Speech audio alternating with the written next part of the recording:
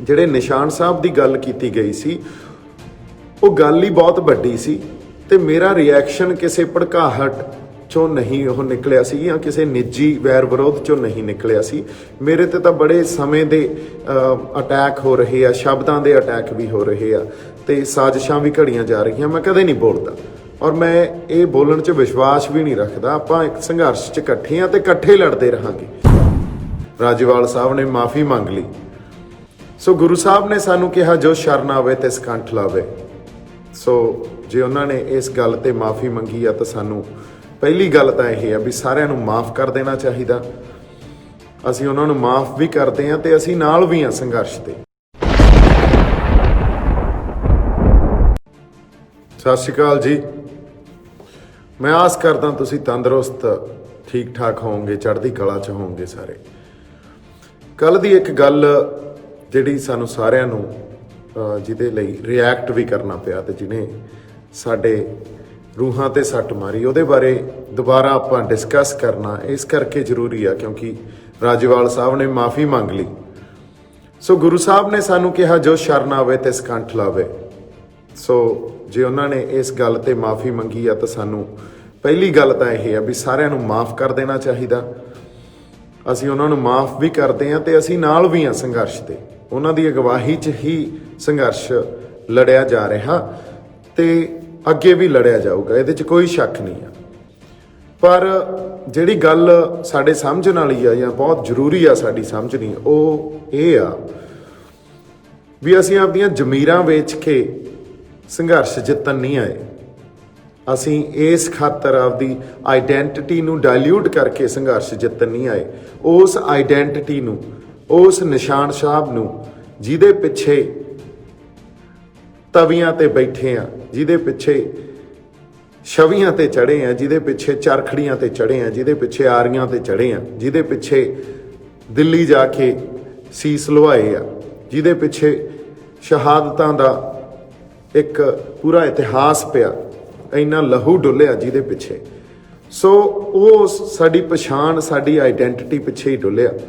ਦੇਖੋ ਇਹ ਗੱਲਾਂ ਇੰਨੀਆਂ ਸਿੰਪਲ ਨਹੀਂ ਹੁੰਦੀਆਂ। ਜੇ ਇਹ ਸਿੰਪਲ ਹੁੰਦੀਆਂ, ਇਹਨੂੰ ਮਨੁੱਖਤਾ ਦੇ ਸੰਦਰਭ 'ਚ ਵੀ ਰੱਖ ਕੇ ਦੇਖੀਏ, ਮਨੁੱਖਤਾ ਵੀ ਸਾਡੀ ਪਛਾਣ 'ਚ ਹੀ ਵੱਸਦੀ ਆ ਔਰ ਕਿਸੇ ਵੀ ਕਮਿਊਨਿਟੀ ਦੀ ਪਛਾਣ 'ਚ ਇੱਕ ਮਨੁੱਖਤਾ ਵੱਸਦੀ ਆ। ਸੋ ਉਹਦੀ ਪਛਾਣ ਨੂੰ ਖਤਮ ਨਹੀਂ ਕੀਤਾ ਜਾ ਸਕਦਾ। ਇਹ ਤਾਂ ਉਹੀ ਗੱਲ ਹੋ ਗਈ ਜਿਵੇਂ ਅੱਜ ਮੋਦੀ ਕਹਿ ਦੇ ਵੀ ਤੁਸੀਂ ਐਂ ਕਰੋ, ਆਪਦੀ ਪਛਾਣ ਨੂੰ, ਆਪਦੀ ਆਈਡੈਂਟਿਟੀ ਨੂੰ, ਆਪਦੀ ਪੰਜਾਬੀਅਤ ਨੂੰ ਡਾਇਲਿਊਟ ਕਰ ਦਿਓ, ਮੈਂ ਤੁਹਾਨੂੰ ਤੁਹਾਡੀ ਜਿੱਤ ਦੇ ਦੇਣਾ। ਸਾਨੂੰ ਫਿਰ ਮਨਜ਼ੂਰ ਨਹੀਂ ਹੈ ਨਾ ਜਿੱਤ, ਤਾਂ ਸਾਨੂੰ ਸਾਡੀ ਪਛਾਣ ਦੇ ਨਾਲ ਹੀ ਚਾਹੀਦੀ ਆ। ਸੋ ਇਸ ਕਰਕੇ ਜਿਹੜੇ ਨਿਸ਼ਾਨ ਸਾਹਿਬ ਦੀ ਗੱਲ ਕੀਤੀ ਗਈ ਸੀ ਉਹ ਗੱਲ ਹੀ ਬਹੁਤ ਵੱਡੀ ਸੀ ਤੇ ਮੇਰਾ ਰਿਐਕਸ਼ਨ ਕਿਸੇ ਭੜਕਾਹਟ ਚੋਂ ਨਹੀਂ ਉਹ ਨਿਕਲਿਆ ਸੀ ਜਾਂ ਕਿਸੇ ਨਿੱਜੀ ਵੈਰ ਵਿਰੋਧ ਚੋਂ ਨਹੀਂ ਨਿਕਲਿਆ ਸੀ।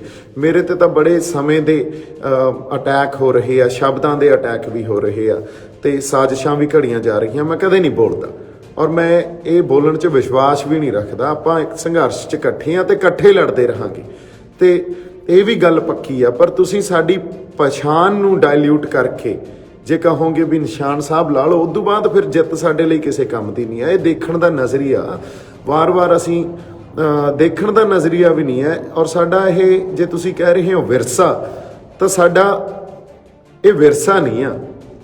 ਇਹ ਬਹੁਤ ਵੱਡੀ ਗੱਲ ਆ, ਵਿਰਸੇ ਤੋਂ ਵੀ ਵੱਡੀ ਗੱਲ ਆ ਸਾਡੇ ਲਈ। ਸੋ ਇਹ ਤਦ ਹੀ ਸਮਝ ਆ ਸਕਦੀ ਹੈ ਜਦੋਂ ਅਸੀਂ ਉਹਨਾਂ ਫਲਸਫਿਆਂ ਨਾਲ, ਉਹਨਾਂ ਗੁਰੂਆਂ ਨਾਲ, ਉਹਨਾਂ ਰਹਿਬਰਾਂ ਨਾਲ ਜੁੜੇ ਆ ਤੇ ਕਿਸ ਆਧਾਰ ਤੇ ਜੁੜੇ ਆ, ਇਹ ਗੱਲ ਸਮਝ ਆਉਂਦੀ ਹੋਵੇ। ਇਹ ਇਕੱਲਾ ਸ਼੍ਰੀ ਗੁਰੂ ਗ੍ਰੰਥ ਸਾਹਿਬ ਨੂੰ ਨਤਮਸਤਕ ਹੋਣ ਵਾਲੀ ਗੱਲ ਨਹੀਂ ਆ, ਗੱਲ ਉਹ ਤੋਂ ਬਾਹਲੀ ਵੱਡੀ ਆ, ਸੈਂਸ ਆਫ ਬਿਲੋਂਗਿੰਗ ਦੀ ਗੱਲ ਆ।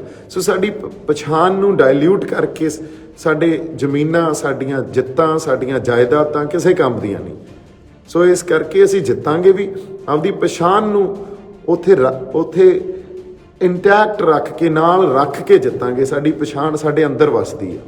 ਸੋ ਇਹ ਗੱਲ ਇਸ ਤਰ੍ਹਾਂ ਵੀ ਸਮਝੀ ਜਾਈਏ ਵੀ ਜਿਹੜੇ ਸਾਡੇ ਸਿੱਖ ਭਰਾ, ਦੇਖੋ ਇੱਕ ਗੱਲ ਤਾਂ ਸੱਚਾਈ ਆ ਵੀ ਅੱਜ ਉਹ ਲੰਗਰ ਵੀ ਲਾ ਰਹੇ ਆ, ਉਹ ਸੇਵਾ ਵੀ ਕਰ ਰਹੇ ਆ, ਉਹ ਫੰਡ ਵੀ ਦੇ ਰਹੇ ਆ। ਸੋ ਜੇ ਉਹਨਾਂ ਨੇ ਬੈਰੀਕੇਡ ਵੀ ਤੋੜੇ, ਹੁਣ ਜੇ ਅਸੀਂ ਸਾਰੇ ਇਕੱਠੇ ਆ, ਜੇ ਮੰਨ ਲਓ ਉੱਥੇ ਸਾਡੇ ਅੱਜ ਹਿੰਦੂ ਭਰਾ ਵੀ ਆ, ਸਾਡਾ ਮੁਸਲਮਾਨ ਭਾਈਚਾਰਾ ਵੀ ਆ, ਸਾਡੇ ਹੋਰ ਵੀ ਸਾਰਾ ਭਾਈਚਾਰੇ ਜਿਹੜੇ ਸਾਡੇ ਨਾਲ ਆ ਕੇ ਸਾਡੇ ਨਾਲ ਸ਼ਮੂਲੀਅਤ ਦੇ ਰਹੇ ਆ, ਸਾਡੇ ਦਲਿਤ ਭਾਈਚਾਰਾ ਵੀ ਆ, ਉਹ ਵੀ, ਤਾਂ ਸਾਡੀ ਜਿਹੜੀ ਇੱਕ ਪਰੰਪਰਾ ਤਾਂ ਇਹ ਰਹੀ ਆ ਵੀ ਮਾਨਸ ਕੀ ਜਾਤ ਸਭੇ ਇੱਕੋ ਪਹਿਚਾਣ ਬੋ। ਅਸੀਂ ਤਾਂ ਦਰਜਾ ਬਦਰਜੀ ਨੂੰ ਮੰਨਦੇ ਹੀ ਨਹੀਂ, ਪਰ ਜੇ ਇੱਕ ਆਈਡੈਂਟੀਫਿਕੇਸ਼ਨ ਜਾਂ ਇੱਕ ਪਛਾਣ ਤੁਹਾਡੇ ਐਡਾ ਵੱਡਾ ਯੋਗਦਾਨ ਦੇ ਰਹੀ ਆ, ਤੁਹਾਨੂੰ ਲੰਗਰ ਲਾਉਣ ਤੋਂ, ਫੰਡ ਦੇਣ ਤੋਂ ਇਲਾਵਾ, ਤੁਹਾਡੇ ਨਾਲ ਉੱਥੇ ਸੇਵਾ ਕਰਨ ਤੋਂ ਇਲਾਵਾ, ਤਾਂ ਤੁਹਾਨੂੰ ਉਹਨਾਂ ਨੂੰ ਐਪਰੀਸ਼ੀਏਟ ਕਰਨਾ ਬਣਦਾ, ਉਹਨਾਂ ਨੂੰ ਸਰਾਹਣਾ ਬਣਦਾ, ਨਾ ਕਿ ਇਹ ਕਹੋ ਵੀ ਤੁਸੀਂ ਆਪਦੇ ਨਿਸ਼ਾਨ ਸਾਹਿਬ ਲਾ ਦਿਓ। ਇਸ ਕਰਕੇ ਆਪਾਂ ਜਿਹੜੀ ਗੱਲ ਕੀਤੀ ਸੀ ਉਹ ਬੜੇ ਸੁਹਿਰਦਤਾ ਨਾਲ ਤੇ ਸੋਚ ਵਿਚਾਰ ਕੇ ਗੱਲ ਕੀਤੀ ਸੀ।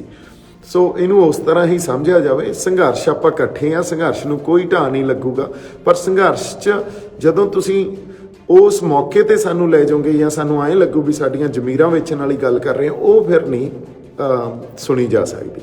ਸੋ ਇੰਨੀ ਕੁ ਗੱਲ ਆਪਾਂ ਕਰਨੀ ਸੀ। ਬਾਕੀ ਮੇਰੇ ਤੇ ਪਰਸਨਲ ਅਟੈਕ ਜਿਹੜੇ ਹੁੰਦੇ ਆ ਉਹਦੇ ਬਾਰੇ ਥੋੜੀ ਜਿਹੀ ਆਪਾਂ ਗੱਲ ਕਰ ਲੈਂਦੇ ਆ। ਮੇਰੇ ਤੇ ਵਾਰ-ਵਾਰ ਸਟੇਜਾਂ ਤੋਂ ਪ੍ਰਚਾਰਿਆ ਗਿਆ ਵੀ ਤੁਸੀਂ ਸਟੇਜ ਦੇ ਨੇੜੇ ਤੇੜੇ ਵੀ ਨਹੀਂ ਆ ਸਕਦੇ। ਮੈਂ ਕਿਹਾ ਜੀ ਸਿਰ ਮੱਥੇ, ਜਿਵੇਂ ਤੁਸੀਂ ਕਹੋਗੇ। ਫਿਰ ਇਹ ਪ੍ਰਚਾਰਿਆ ਜਾਂਦਾ ਵੀ ਤੁਸੀਂ BJP ਦੇ ਹੋ, ਤੁਸੀਂ RSS ਦੇ ਹੋ, ਬਿਨਾਂ ਕਿਸੇ ਆਧਾਰ ਤੋਂ। ਇੱਥੋਂ ਤੱਕ ਕਿ ਸਨੀ ਦਿਓਲ ਉਹਨਾਂ ਦਾ ਟਵੀਟ ਆਉਂਦਾ, ਉੱਥੇ ਇਹ ਵੀ ਗੱਲ ਐਲਾਨੀ ਗਈ ਵੀ ਮੇਰਾ ਉਹਦੇ ਨਾਲ ਕੋਈ ਰਿਸ਼ਤਾ ਨਹੀਂ ਹੈ, ਦੀਪ ਸਿੱਧੂ ਨਾਲ। ਦੇਖੋ, ਰਿਸ਼ਤਿਆਂ ਨੂੰ ਡਿਨਾਈ ਕਰਨਾ ਇੱਕ ਬਹੁਤ ਵੱਡੀ ਗੱਲ ਹੁੰਦੀ ਹੈ।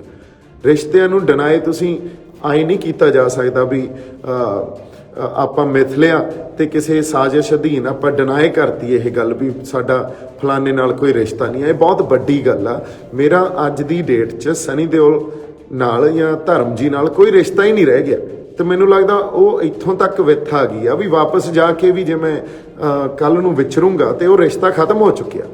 ਸੋ ਜੇ ਤੁਸੀਂ ਉੱਥੇ ਵੀ ਸ਼ੱਕ ਇਸ ਢੰਗ ਨਾਲ ਕਰ ਰਹੇ ਹੋ ਵੀ ਉਹ ਜਾਣ ਬੁੱਝ ਕੇ ਬੁਲਾਇਆ ਜਾਂਦਾ, ਐਡੀ ਵੱਡੀ ਗੱਲ ਕੋਈ ਜਾਣ ਬੁੱਝ ਕੇ ਨਹੀਂ ਕਰਦਾ ਹੁੰਦਾ। ਜਿਹੜਾ ਮੇਰਾ ਪਰਿਵਾਰ ਸੀ, ਜਦੋਂ ਮੇਰੀ ਜ਼ਿੰਦਗੀ ਉੱਥੇ ਬਹੁਤ ਜ਼ਿੰਦਗੀ ਜਿੰਨਾ ਦੇਰ ਮੈਂ ਬੰਬਈ ਰਿਹਾ ਉਹਨਾਂ ਦੇ ਨਾਲ ਬੀਤੀ ਆ।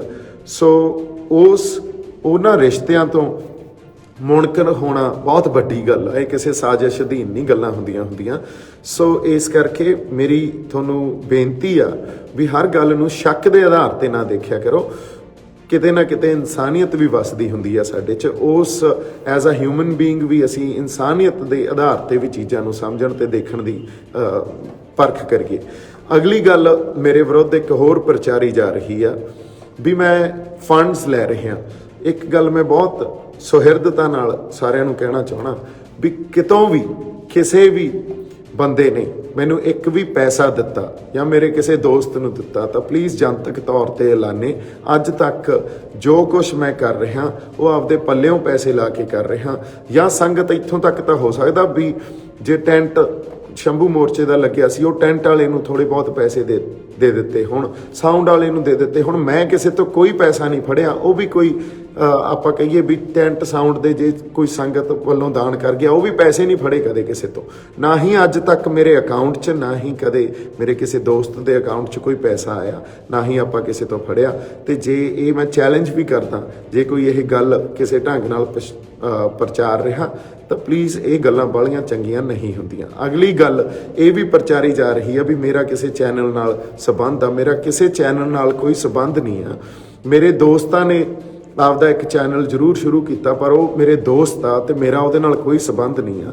ਉਹ ਆਪਦਾ ਉਹਨਾਂ ਦਾ ਬਿਜ਼ਨਸ ਆ, ਉਹਨਾਂ ਦੇ ਹੋਰ ਵੀ ਬਿਜ਼ਨਸ ਹੋਣਗੇ।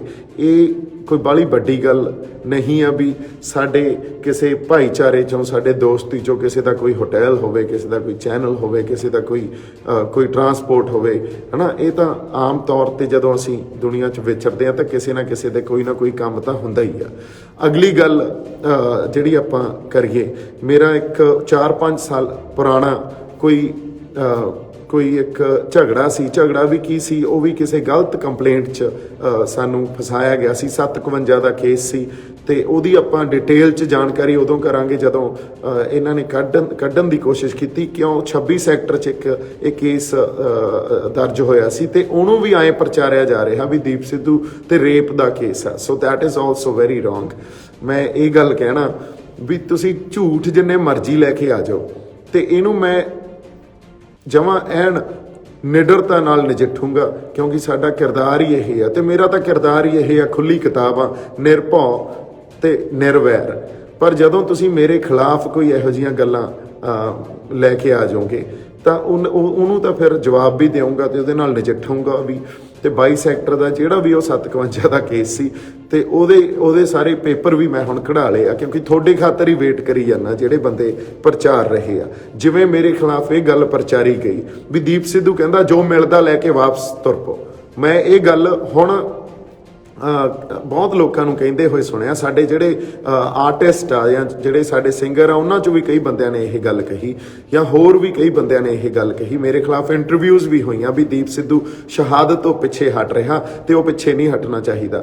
ਦੇਖੋ ਕਿ ਇਹੋ ਜਿਹੇ ਟਾਈਟਲ ਦਿੱਤੇ ਜਾਂਦੇ ਆ, ਨਾ ਮੈਂ ਕਦੇ ਸ਼ਹਾਦਤ ਤੋਂ ਪਿੱਛੇ ਹਟਿਆ। ਜਜ਼ਬਾਤਾਂ ਦੇ ਆਧਾਰ ਤੇ ਮੈਂ ਸਿਰਫ ਆਪਦੇ ਜਜ਼ਬਾਤਾਂ ਦੇ ਕਾਰਨ ਵੀ ਆਪਦੇ ਲੋਕਾਂ ਲਈ, ਆਪਦੀ ਧਰਤੀ ਲਈ, ਪੰਜਾਬ ਲਈ ਤੁਰਿਆ ਤੇ ਇਸੇ ਖਾਤਰ ਹੀ ਇੱਥੇ ਆ। ਹੋਰ ਮੇਰਾ ਕੋਈ ਸਿਆਸੀ ਲਾਹਾ ਨਹੀਂ ਆ, ਕੋਈ 2022 ਮੈਂ ਨਹੀਂ ਲੜਨੀ, ਮੇਰਾ ਜਮਾਂ ਹੀ ਕੋਈ ਕਿਸੇ ਹੋਰ ਤਰ੍ਹਾਂ ਦਾ ਇਹਦੇ 'ਚ ਇੰਟਰਸਟ ਨਹੀਂ ਆ, ਕੋਈ ਲਾਹਾ ਨਹੀਂ ਮੈਂ ਲੈਣ ਵਾਸਤੇ ਇੱਥੇ ਆਇਆ। ਸੋ ਜਦੋਂ ਮੈਂ ਸੱਚ ਕੋਈ ਬੋਲਦਾ ਜਾਂ ਗੱਲ ਕਰਦਾ ਤੇ ਉਹ ਸੱਚ ਬਹੁਤ ਬੰਦਿਆਂ ਨੂੰ ਜਾ ਕੇ ਚੁੱਭਦਾ, ਤੇ ਉਹ ਚੁੱਭਦਾ ਕਈ ਵਾਰੀ ਉਹਨਾਂ ਦੀ ਸਿਆਸਤ ਵੀ ਖਤਰੇ 'ਚ ਆ ਜਾਂਦੀ ਆ। ਕਈ ਵਾਰੀ ਤੁਸੀਂ ਇਹ ਦੇਖੋ ਵੀ ਉਹਨਾਂ ਦੇ ਜਾ ਕੇ ਗੱਲਾਂ ਵੱਜਦੀਆਂ ਵੀ ਆ ਸਿੱਧੀਆਂ ਅੰਦਰ। ਸੋ ਇਸ ਕਰਕੇ ਉਹ ਖਿਲਾਫਤ ਜਿਹੜੀ ਆ ਵੀ ਆਪਦੇ ਮੇਰੇ ਖਿਲਾਫ ਹੋ ਜਾਂਦੇ ਆ, ਪੋਜੀਸ਼ਨ ਵੀ ਖਿਲਾਫ ਲੈ ਲੈਂਦੇ ਆ। ਗੱਲ ਖਿਲਾਫ ਹੋਣ ਦੀ ਨਹੀਂ ਆ, ਗੱਲ ਸਾਜ਼ਿਸ਼ਾਂ ਘੜਨ ਦੀ ਆ। ਵੀ ਮੈਨੂੰ ਐਂ ਲੱਗਦਾ ਸਾਨੂੰ ਇੱਕ ਦੂਜੇ ਦੇ ਖਿਲਾਫ ਸਾਜ਼ਿਸ਼ਾਂ ਨਹੀਂ ਘੜਨੀਆਂ ਚਾਹੀਦੀਆਂ। ਕਿਸੇ ਨਾ ਕਿਸੇ ਚੰਗੇ ਕਾਰਨ ਵਸ ਜਾਂ ਕਿਸੇ ਆਧਾਰ ਤੇ ਹੀ ਸਾਨੂੰ ਕਿਸੇ ਤੇ ਤੌਹਮਤ ਲਾਉਣੀ ਚਾਹੀਦੀ ਹੈ ਇਨਫੈਕਟ।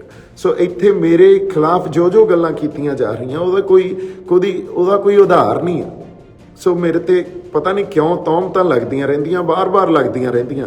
ਸੋ ਮੈਂ ਕਦੇ ਵੀ ਫਿਰ ਵੀ ਖੁੱਲ੍ਹ ਕੇ ਕਿਸੇ ਦਾ ਕਦੇ ਨਾਂ ਨਹੀਂ ਲਿਆ, ਕਿਉਂਕਿ ਉਹ ਮੇਰਾ ਸਟਾਈਲ ਹੀ ਨਹੀਂ ਹੈ ਮੈਂ ਕਿਸੇ ਦਾ ਨਾਂ ਲੈ ਕੇ ਉਹਨੂੰ ਟਾਰਗੇਟ ਕਰਾਂ। ਔਰ ਜੋ ਗੱਲ ਮੈਂ ਕਰਦਾ ਇੱਕ ਤਾਂ ਸੱਚੀ ਹੁੰਦੀ ਆ, ਅਗਲੀ ਗੱਲ ਉਹ ਜਜ਼ਬਾਤਾਂ 'ਚੋਂ ਨਿਕਲੀ ਹੋਈ ਹੁੰਦੀ ਆ, ਉਦੋਂ ਅਗਲੀ ਗੱਲ ਆਪਦੇ ਬੰਦਿਆਂ ਦਾ ਖਿਆਲ ਰੱਖ ਕੇ, ਆਪਦੇ ਪੰਜਾਬ ਦਾ, ਆਪਦੇ ਲੋਕਾਂ ਦਾ ਧਿਆਨ ਰੱਖ ਕੇ ਗੱਲ ਕੀਤੀ ਜਾਂਦੀ ਆ। ਮੈਂ ਇਹੋ ਜਿਹਾ ਬੰਦਾ ਵੀ ਨਹੀਂ ਆ ਵੀ ਪੰਜਾਬ 'ਚ ਕੁਛ ਹੋਰ ਕਹਿਦਾ, ਨੈਸ਼ਨਲ ਮੀਡੀਆ 'ਤੇ ਕੁਛ ਹੋਰ ਕਹਿਦਾ, ਇੰਟਰਨੈਸ਼ਨਲ ਮੀਡੀਆ 'ਤੇ ਕੁਛ ਹੋਰ ਕਹਿਦਾ। ਨਹੀਂ, ਇੱਕ ਸਾਰਤਾ ਹੀ ਹੁੰਦੀ ਆ ਹਮੇਸ਼ਾ, ਕਿਉਂਕਿ ਮੇਰੇ ਜਜ਼ਬਾਤ ਆ ਔਰ ਮੈਂ ਸੱਚ ਤੇ ਹੱਕ 'ਤੇ ਪਹਿਰਾ ਦਿੰਦਾ। ਇਦੋਂ ਵੱਡੀ ਹੋਰ ਕੋਈ ਗੱਲ ਮੈਨੂੰ ਆਉਂਦੀ ਨਹੀਂ ਆ। ਹਜੇ ਅਸੀਂ ਇੱਕ ਸੰਘਰਸ਼ 'ਚ ਆ, ਉਸ ਸੰਘਰਸ਼ 'ਚ ਮੇਰੀ ਲੀਡਰਸ਼ਿਪ ਨਾਲ ਹੋ ਸਕਦਾ ਕੋਈ ਆਪਸ 'ਚ ਜਿਹੜੀ ਵਿਚਾਰਧਾਰਕ ਸਾਂਝ ਨਾ ਹੋਵੇ।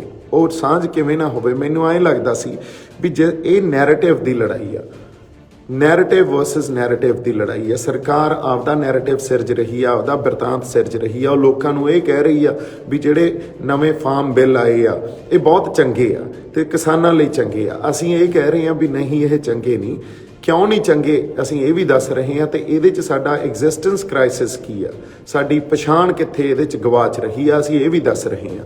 ਸੋ ਜੇ ਨੈਰੇਟਿਵ ਦੀ ਲੜਾਈ ਆ ਨਾ, ਤਾਂ ਸਾਡੇ ਜਿਹੜਾ ਕਿਸਾਨ ਜਥੇਬੰਦੀਆਂ ਦਾ ਜਾਂ ਸਾਡਾ ਸਾਂਝਾ ਸਟੇਜ ਆ ਕੁੰਡਲੀ ਬਾਰਡਰ ਤੇ ਜਾਂ ਹੋਰ ਕਿਤੇ ਵੀ, ਉੱਥੇ ਸਾਡਾ ਜਿਹੜਾ ਨੈਰੇਟਿਵ ਸਿਰਜਿਆ ਜਾਣਾ ਚਾਹੀਦਾ ਉਹ ਨੈਸ਼ਨਲੀ ਤੇ ਇੰਟਰਨੈਸ਼ਨਲੀ ਲੋਕਾਂ ਨੂੰ ਨਾਲ ਜੋੜੇ।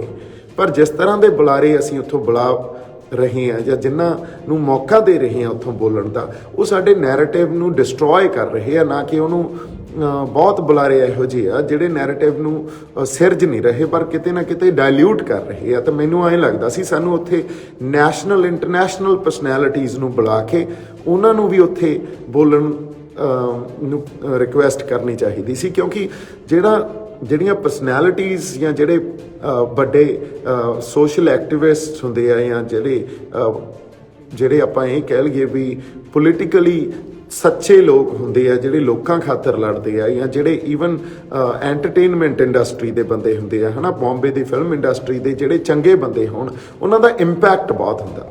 ਉਹਨਾਂ ਦਾ ਇੰਪੈਕਟ ਇਕੱਲਾ ਸਾਡੇ ਪੰਜਾਬ ਜਾਂ ਦੇਸ਼ ਤੱਕ ਲਿਮਿਟਡ ਨਹੀਂ ਹੁੰਦਾ, ਇੰਟਰਨੈਸ਼ਨਲੀ ਵੀ ਹੁੰਦਾ। ਫਿਰ ਇੰਟਰਨੈਸ਼ਨਲੀ ਵੀ ਬਹੁਤ ਇਹੋ ਜਿਹੇ ਬੰਦੇ ਬੈਠੇ ਆ ਜਿਹੜੇ ਬੁਲਾਰੇ ਆ ਕੇ ਇੱਥੇ ਬੋਲਣਾ ਚਾਹੁੰਦੇ ਆ, ਜਿਨ੍ਹਾਂ ਨੇ ਚਾਹੇ ਉਹਨਾਂ ਦੀ ਭਾਸ਼ਾ ਅੰਗਰੇਜ਼ੀ ਹੋਵੇ ਪਰ ਉਹ ਅੰਗਰੇਜ਼ੀ ਭਾਸ਼ਾ ਵੀ ਸਾਨੂੰ ਚਾਹੀਦੀ ਆ, ਕਿਉਂਕਿ ਇਹ ਨੈਰੇਟਿਵ ਦੀ, ਜਿਵੇਂ ਮੈਂ ਕਿਹਾ, ਲੜਾਈ ਆ। ਜਿਹੜਾ ਪ੍ਰੈਸ਼ਰ ਪੈਣਾ ਗੌਰਮੈਂਟ ਤੇ ਨਾ, ਉਹ ਵੀ ਨੈਰੇਟਿਵ ਦਾ ਹੀ ਪੈਣਾ। ਅੱਜ ਲੜਾਈ ਕੀ ਆ? ਸਾਡੀ ਲੜਾਈ ਇਹ ਆ ਵੀ ਵੱਧ ਤੋਂ ਵੱਧ ਬੰਦੇ ਸਾਡੇ ਨਾਲ ਜੁੜਨ, ਤੇ ਸਰਕਾਰ ਇਹ ਚਾਹੁੰਦੀ ਆ ਵੀ ਵੱਧ ਤੋਂ ਵੱਧ ਬੰਦਿਆਂ ਦਾ ਝੁਕਾਅ ਸਰਕਾਰ ਵਾਲੇ ਪਾਸੇ ਹੋਵੇ। ਸੋ ਇੱਥੇ ਹੀ ਲੜਾਈ ਆ, ਹਨਾ। ਤਾਂ ਇਸ ਕਰਕੇ ਸਾਨੂੰ ਆਪਦਾ ਨੈਰੇਟਿਵ ਸਿਰਜਣਾ ਚਾਹੀਦਾ। ਅਸੀਂ ਆਪਸ 'ਚ ਲੜ ਨਹੀਂ ਰਹੇ। ਅੱਜ ਤੱਕ ਮੈਂ ਕਿਸੇ ਦਾ ਨਾਂ ਲੈ ਕੇ ਨਿੰਦਿਆ ਨਹੀਂ ਕੀਤੀ। ਅੱਜ ਤੱਕ ਮੇਰੇ ਤੇ ਜੋ ਅਟੈਕ ਹੋਏ ਆ, ਔਰ ਮੈਂ ਉਹਨਾਂ ਨੂੰ ਪਰਸਨਲੀ ਕਦੇ ਵੀ ਨਹੀਂ ਕਿਹਾ। ਮੈਂ ਉਹਨਾਂ ਨੂੰ ਕਿਹਾ ਚਲੋ ਕੋਈ ਨਹੀਂ, ਸਿਰ ਮੱਥੇ, ਸਮਾਂ ਸਭ ਕੁਝ ਦੱਸੂਗਾ, ਚਲੋ ਕੋਈ ਨਹੀਂ, ਸਿਰ ਮੱਥੇ, ਸਮਾਂ ਸਭ ਕੁਝ ਦੱਸੂਗਾ। ਪਰ ਔਰ ਮੇਰੀ ਗੱਲ ਮੈਂ ਕੀ ਕਹੀ ਹੁੰਦੀ ਆ, ਗੱਲ ਦਾ ਮਤਲਬ ਕੀ ਕਢਾ ਦਿੰਦੇ ਆ, ਉਹਦੇ ਤੇ ਇੰਟਰਵਿਊਜ਼ ਕਰਦੇ ਆ। ਇੰਟਰਵਿਊਜ਼ ਕਰਕੇ ਉਹਦੀਆਂ ਟਾਈਟਲਸ ਦੇਖ ਲਓ। ਇੰਟਰਵਿਊਜ਼ ਦਾ ਕੀ ਹੁੰਦਾ ਵੀ ਅਸੀਂ ਸ਼ਹਾਦਤ ਨੂੰ ਤਿਆਰ ਹਾਂ, ਦੀਪ ਸਿੱਧੂ ਪਿੱਛੇ ਨਾ ਹਟੇ।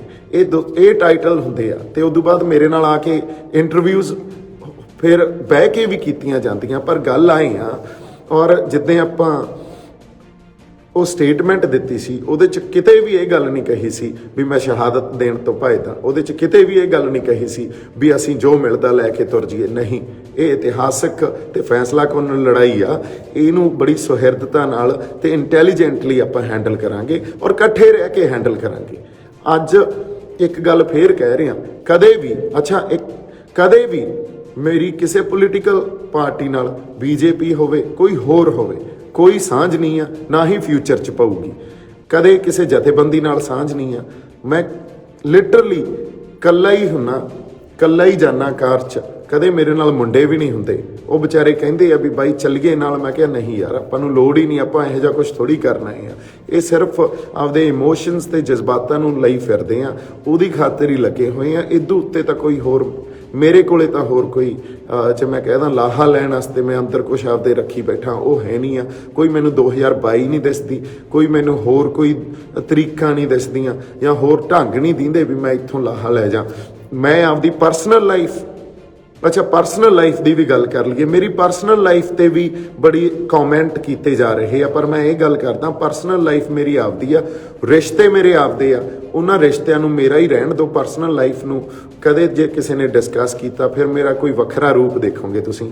ਤੇ ਮੈਂ ਤੁਹਾਨੂੰ ਆਗਾਹ ਕਰ ਰਿਹਾ, ਇਸ ਖਾਤਰ ਵਾਰਨ ਕਰ ਰਿਹਾ, ਜਿਹਨੇ ਮੇਰੇ ਪਰਸਨਲ ਲਾਈਫ ਤੇ ਜਾਂ ਮੇਰੇ ਰਿਸ਼ਤਿਆਂ ਤੇ ਆ ਕੇ ਕਦੇ ਗੱਲ ਕੀਤੀ ਨਾ, ਤਾਂ ਉੱਥੇ ਮੈਂ ਤੁਹਾਨੂੰ ਵਾਰਨ ਕਰ ਰਿਹਾ। ਉਹ ਫਿਰ ਮੇਰਾ ਕੁਝ ਵੱਖਰਾ ਰੂਪ ਦੇਖੋਗੇ, ਜਿਹੜਾ ਹਜੇ ਤੱਕ ਤੁਹਾਡੇ ਸਾਹਮਣੇ ਆਇਆ ਨਹੀਂ ਹੈ।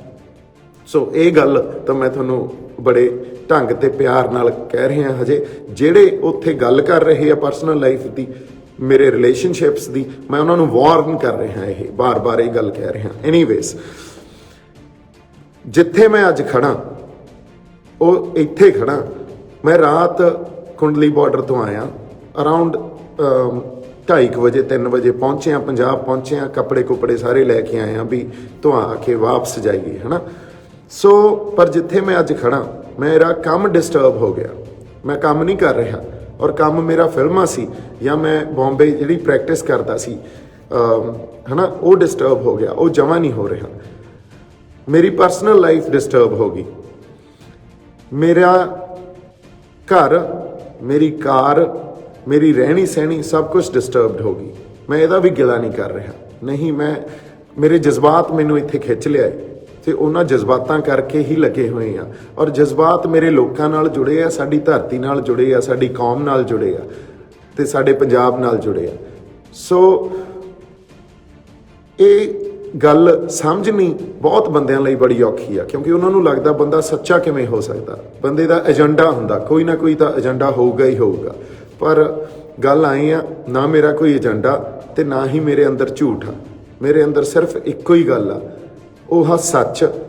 ਤੇ ਤੁਹਾਡੇ ਨਾਲ ਆ ਕੇ ਇਸ ਕਰਕੇ ਖੜਾ ਕਿਉਂਕਿ ਮੈਂ ਹੱਕ ਤੇ ਸੱਚ ਦੀ ਆਵਾਜ਼ ਨੂੰ ਬੁਲੰਦ ਕੀਤਾ।